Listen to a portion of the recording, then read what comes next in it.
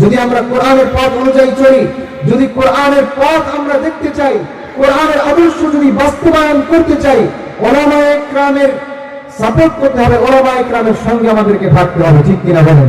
কোরআনের পক্ষে আমাদেরকে থাকতে হবে। পারবেন তো ইনশাআল্লাহ? কে কে রাজি আছেন হাত তুলে আল্লাহকে দেখান। আল্লাহ রাব্বুল আলামিন আমাদের সকলকে তৌফিক দান করুন, বলি আমিন।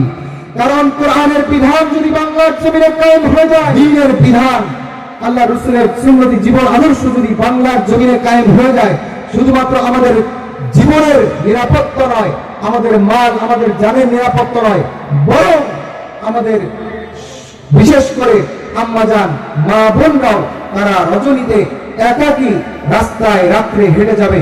কোন দুষ্কৃতিকারী, কোন অত্যাচারী জালেম আমার মা বোনদের দিকে কুদৃষ্টিতে তাকানো পর্যন্ত সাহস পাবে না। ঠিক কিনা? তিনি রমণী নির্জন পথে যাবে, কোনজন কটু কথা কবে না। সেদিন আর নয় বেশি দূরে, আর কিছু পথ গেলেই মিলবে। ঠিক বলেন?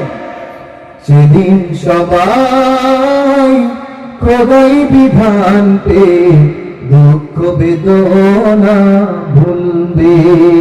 কোন একদিন এদেশের আকাশে কালেমার পতাকা দুলবে। সেদিন সবাই খোদাই বিধান পে দুঃখ বেদনা ভুলবে। ঠিক কিনা বলেন?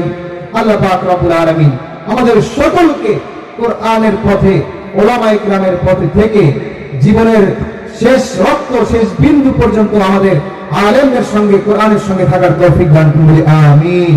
ওয়া আখিরু দাওয়ানা আলহামদুলিল্লাহি রাব্বিল আলামিন।